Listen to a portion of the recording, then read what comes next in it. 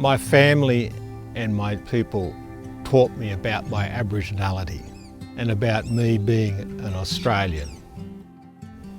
I have never needed a separate voice based on the colour of my skin.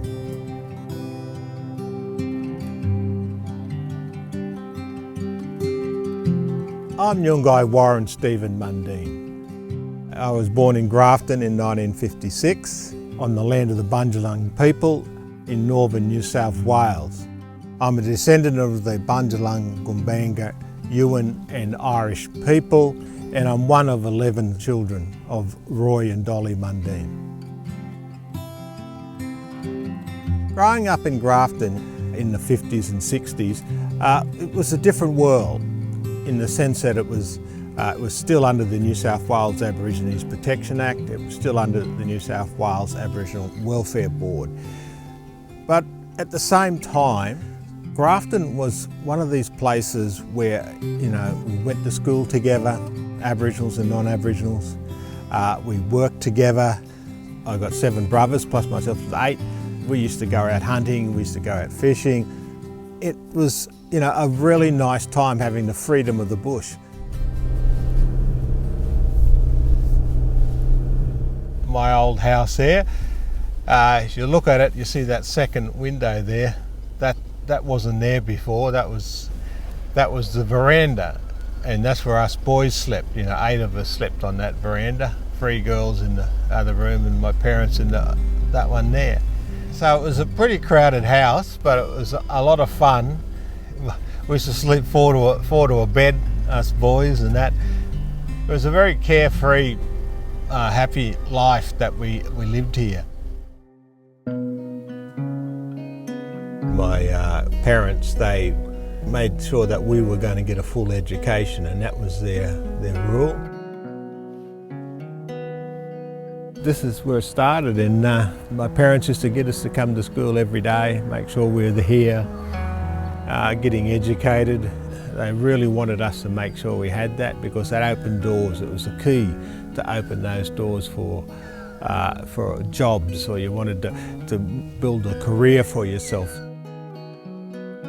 When we moved to Sydney in the mid-60s, I went to a Catholic school in Auburn, and Auburn was a very multicultural area.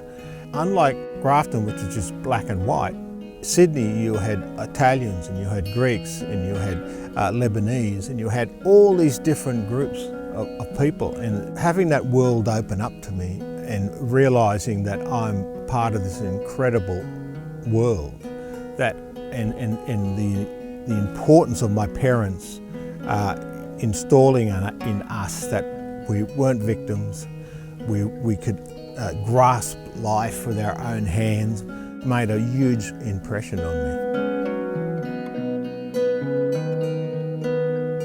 My parents was either had to be working or learning or doing both. There was no other thing. You just couldn't sit around and do nothing.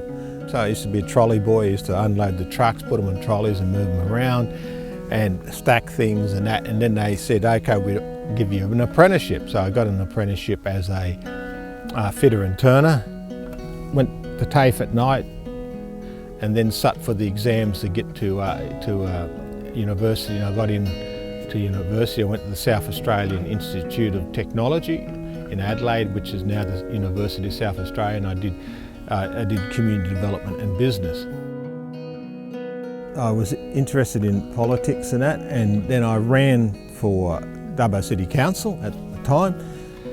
I was the first Aboriginal elected on Dubbo City Council. Everyone thought Dubbo was a redneck town and all that. But I started writing articles for newspapers about how we really got to focus back on getting education, getting people into jobs, and the only way you can do that is have businesses operating that are commercial and private and make money, that hire people and do things. And so it wasn't rocket science, it was just pretty simple, straightforward stuff. But everyone thought it was quite interesting that this Aboriginal bloke come out and was saying these things about how you need to change and get things to happen. So working with that and then being president of the Labor Party gave me a lot of influence in that. I've done the lowest paid jobs, the hardest labouring jobs, and I've worked in factories, and I've worked in pipelines, I've worked at corporate levels and every level of management that you can think of. President of the Labor Party, got involved in Aboriginal politics, and I look back and I see that I've achieved all these things.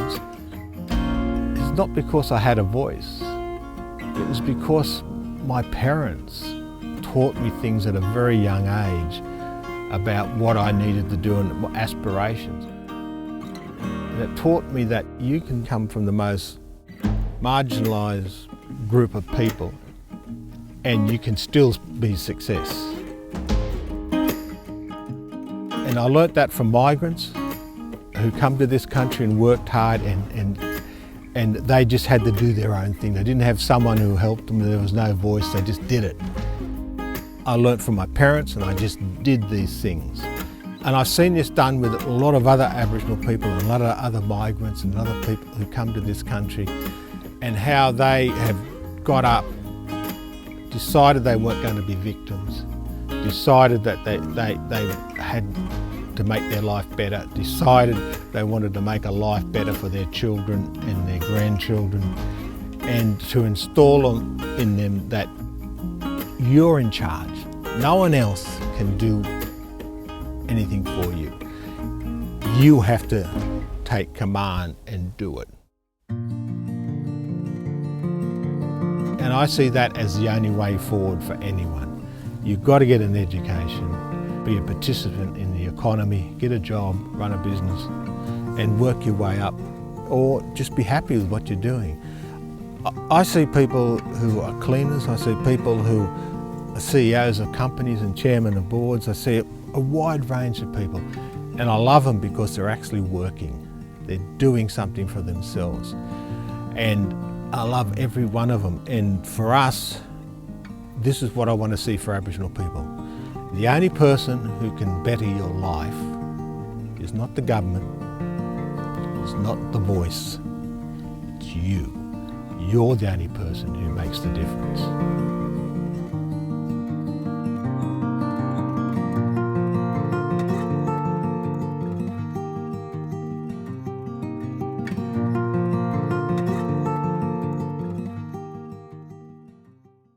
Authorised by Nyunggai Warren Mundine, Australians for Unity, Canberra.